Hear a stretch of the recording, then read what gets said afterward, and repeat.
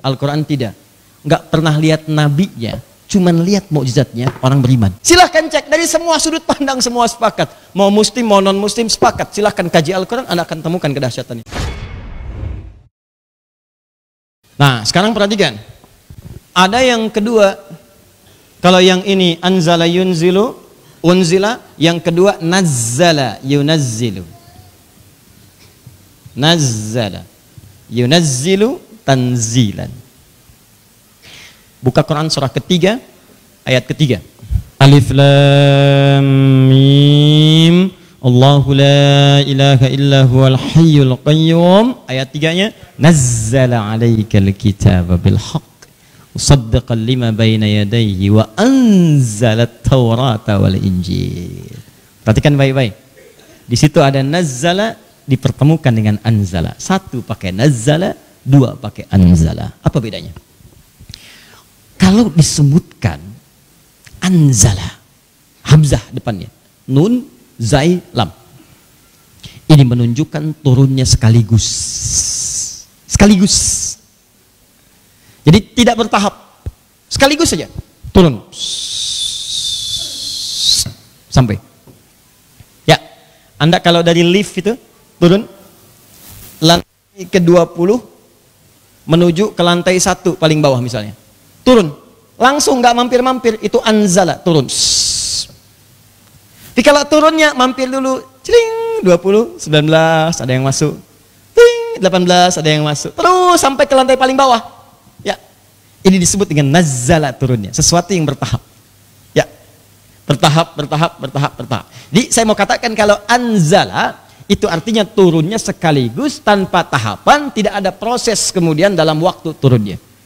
Tapi kalau nazzala yunazzilu tanzilan, maka diturunkannya tidak sekaligus tapi bertahap turunnya.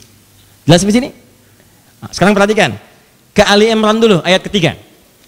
Ketika Allah menyebutkan Taurat dan Injil, kalimatnya menggunakan anzala. Ketika Allah mengatakan kemudian Alkitab yakni Al-Qur'an di sini, maka disebutkan dengan kalimatnya kemudian nazzala. Nazzala alaikal kitab. Muhammad, Allah turunkan kepadamu Al-Quran secara bertahap. Beda dengan Taurat dan Injil. Wa anzalat Taurata wal Injil. Sedangkan Taurat dan Injil diturunkan sekaligus. Silakan lihat. Nabi Musa menerima 10 perintah Tuhan, 10 commandment. Langsung 10-10-nya. Nggak pernah dicicil. Datang kemudian ke Bukit Tursina, begitu datang ke sana, datang bawa wahyu. Allah telah turunkan kepada saya di Bukit Tursina. Wattini waz watu di sini Tursina, naik kemudian ke sana, turun, bawa semua perintah Tuhan. Ada berapa? 10 perintah Allah dalam lauh. Sampaikan. 1, begini. 2, begini. 1, kerjakan salat, sembah Allah, esakkan Allah, jangan berzina. Terus sampai dengan ke bawahnya. Jangan membunuh, jangan mabuk, sampai selesai 10-10-nya. Rinci, selesai. Nabi Isa dapat Injil sekaligus. Nggak ada tahapan-tahapan. Makanya nggak pernah ada sejarah mengatakan hari ini turun 1 ayat pada Nabi Isa, besok turun lagi, tidak. Semua turun sekaligus perintah-perintahnya karena meneruskan risalah-risalah yang sebelumnya. Tapi perhatikan, Nabi Muhammad tidak. Begitu diturunkan pada Nabi Muhammad, alaika, kaknya ke Nabi langsung. Dia begitu menerima, nggak turun 30 juz seketika, 114 surat. Turun pertama kali 5 ayat dulu, naik ke Gua Hira. Begitu naik di atasnya kemudian datang malaikat menyamar mengatakan kalimatnya, Iqra ma'ana biqari, Iqra ma'ana biqari. Lalu Iqra bismi rabbikal ladzi khalaq. Muhammad, baca bukan karena engkau nggak pernah sekolah, nggak punya guru untuk membaca. Baca karena Allah yang menciptakan kamu saja begitu mudah, apalagi membuat kamu bisa mengikuti bacaan. Iqra bismi rabbikal ladzi khalaq. Khalaqal insana min Iqra wa rabbukal alladzi 'allamal insana. 5 ayat dulu, turun lagi sampai sempurna. 30 juz, 114 surah, turun di tempat-tempat tertentu sesuai dengan hikmahnya dari periode Mekah sampai dengan periode hijrah saat ke Madinah, Al-Madinah Al-Munawwarah. Maka kalimatnya menggunakan ka, wa nazzala alaika, kepada Muhammad. Tapi di sini perhatikan, saat Allah menurunkan Al-Quran di bulan Ramadan, kalimatnya bukan nazzala tapi anzala dan bentuk pasifnya unzila. Alaikanya nggak ada di sini. Itulah detilnya bahasa Al-Quran. Detil sekali. Ini kalau bukan firman Allah nggak bisa begini. Apa yang dimaksud di ayat ini? Yang dimaksud di ayat ini bukan turunnya Al-Quran kepada Nabi Muhammad langsung, tapi turunnya Al-Quran dalam tahap yang pertama. Dari Lauh Mahfud ke Baitul Izzah. Turun sekaligus. Jadi ada dua periode turunnya Al-Quran. Pertama turun dari Lauh Mahfud yang paling tinggi ke Baitul Izzah, langit dunia. Yang kedua dari situ baru turun secara bertahap kepada Nabi Muhammad SAW. Saat bicara turun secara bertahap, ayatnya mengatakan nazala. Saat bicara turun dari Lauh Mahfud, dahsyat peristiwanya, turun ke Baitul Izzah, 30 juz, kalimatnya menggunakan unzila. Ini kalau bukan dari Allah, mustahil begini kalimatnya. Di Allah ingin katakan, ada peristiwa besar terjadi di bulan Ramadan, tapi nggak disebutkan tanggalnya. Kalau yang turun pada Nabi, ketahuan tanggalnya 17 Ramadan, hari Jumat. Selesai.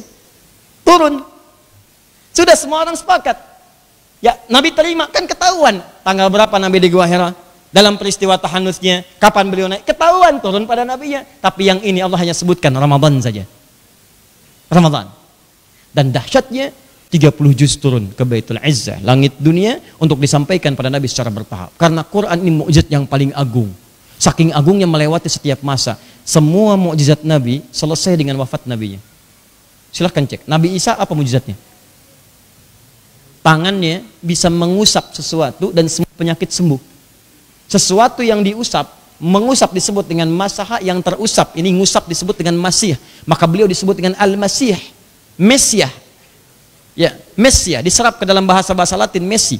Ya, Lionel Messi ya yang sekarang misalnya ya. Tapi yang mau saya katakan masaha al-masih, mukjizatnya bisa menyentuh orang penyakit sembuh. Wah, Nabi Isa sakit gigi, usap sembuh. Nabi Isa nggak bisa lihat, usap sembuh. Nabi Isa kolera, usap sembuh. Dokter bangkrut. Saat itu habis. Sekarang ada nggak yang begitu? Nggak ada. Siapa namanya? Bahron sakit gigi, usap nambah. Nggak ada yang begitu. Nabi Musa apa mujizat paling tingginya? Tongkat. Ya, tongkat. Anda bayangkan, ya luar biasa. Tongkatnya kayu. Buka Quran surah kedua ayat 60, paling kanan pertengahan. Tongkat kayu dipukulkan ke batu, keluar 12 mata air. Minta kaumnya Nabi Musa 12 suku. Musa, kalau kamu memang benar Rasul, minta sama Allah, turunkan, berikan mata air pada kami. Cuman istimewa, setiap suku mesti dapat 1 mata air. Ada 12 waktu itu. Musa bermohon pada Allah. Begitu memohon, turun ayat. Wa idhistasqa Musa liqaumihi. Ketika umat-umatnya, Musa meminta kepada Musa, lalu Musa mohon kepada Allah, ya Allah, kami minta tolong berikan mata air kepada kami. Fakul nadrib bi'asakal hajar. Musa pukulkan tongkat kayumu kepada batu itu. Tongkat kayu ke batu, bukan berubah jadi tanaman. Tongkat kayu pukulkan ke batu. Apa yang keluar? Fanfajarat min husnata asyrata aina. Memancar 12 mata air. Bayangkan, tongkat kayu dengan batu, kuat mana? Batu, karena tongkatnya punya Nabi Musa, pukulkan ke batu, keluar 12 mata air. Tongkat antum emas, pukulkan ke batu, keluar 12 air mata. Ada. Lempar jadi ular. Lempar Nabi Musa, ular. Dan bukan rekayasa. Tongkat siapa sekarang yang dilempar jadi ular? Gak ada. Tongkat siapa yang kayu bisa mukul batu keluar air? Gak ada. Wafat nabinya, selesai mukjizatnya. Mukjizat paling agung tidak ada selain Al-Quran. Al-Quran sampai sekarang masih ada. Setiap hurufnya gak pernah hilang, titiknya gak pernah keliru. Silahkan cek. Dan terjaga lewat 15 abad. Ini saya tuh agak bingung ya. Kalau ada manusia yang gak yakin dengan Quran, ada yang salah dengan otaknya. Ada yang salah. Ini kan coba Anda analisis, bandingkan dengan yang lain-lain. Kitab lain habis semua. Bahasa yang lain gak ada. Silahkan cek, semua ada revisi. Bahasa itu menyesuaikan, ejaan yang disempurnakan. Coba Anda lihat, ya. Ulama kan dulu begini. Ulama nih. Sekarang jadi begini, baru. Ya kan? Ejaan yang disempurnakan. Silahkan cek di kitab-kitab lain. Ada penyesuaian. Wah, ada kitab yang kemudian disesuaikan dengan ejaan. Ada kitab yang diperbaiki kemudian susunannya. Al-Quran sejak dulu turun sampai sekarang gak pernah kemudian usang. Sempurna, grammarnya sempurna, gak ada yang hilang, dan gak pernah ada perbaikan. Pernah dengar edisi Quran revisi? Gak ada. Gak ada.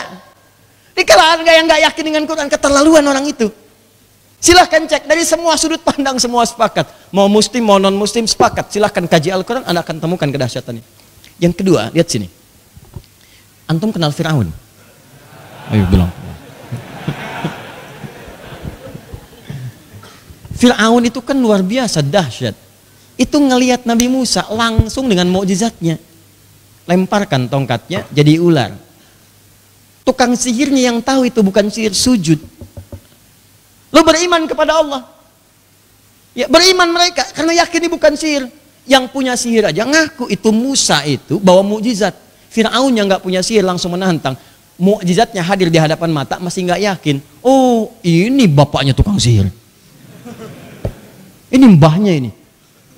Semua diminta untuk memusuhi Musa. Tukang sihirnya aja iman pada Musa. Ini Fir'aun nuduh. Anda bayangkan, mukjizat hadir di hadapan mata, melihat mukjizatnya masih belum iman pada Musa.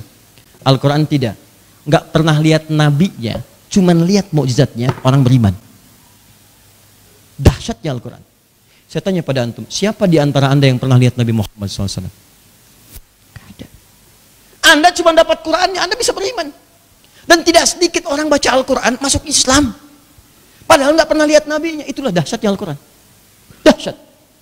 Dan hebatnya Al-Quran, dimanapun dia turun akan memberikan kedamaian, keberkahan, dan manfaat bagi lingkungan sekitarnya.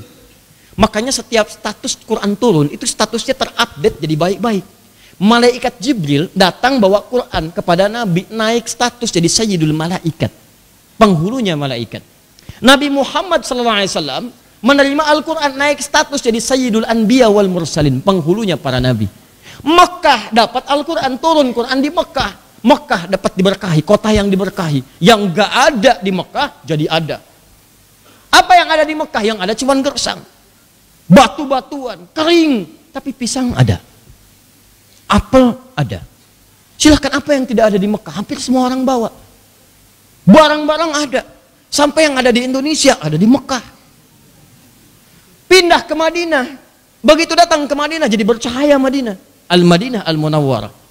Dibawa kemana-mana jadi, teman-teman. Nah, maka itulah ketika Quran diturunkan semuanya berkah. Saat Quran turun ke Baitul Izzah, semua dahsyat terjadi, kedahsyatan terjadi. Status semua naik. Maka waktu turunnya itu dijelaskan oleh Allah, turun di 1 bulan. Saking mulianya bulan ini karena Al-Quran turun, maka statusnya jadi mulia, namanya Ramadan. Maka Ramadan jadi mulia salah satunya karena mendapatkan barakah Al-Quran. Di antara kemuliaan Ramadan itu tepat waktu turunnya Al-Quran ke Baitul Izzah ini, 30 juz ini diperkenalkan oleh Allah sebagai mukjizat terakhir bagi Nabi Muhammad SAW, Rasul yang paling terakhir. Maka diturunkanlah di bulan Ramadan pada 1 malam. Cuman malamnya nggak diberitakan kapan waktunya, cuma disebutkan Ramadan saja. Maka saat turun itulah malamnya berubah jadi malam dengan penuh keberkahan. Lailah Mubarakah. Turun di situ, dan saking berkahnya semua amalan yang bertepatan dengan malam itu akan dilipat gandakan pahalanya lebih daripada 1000 bulan.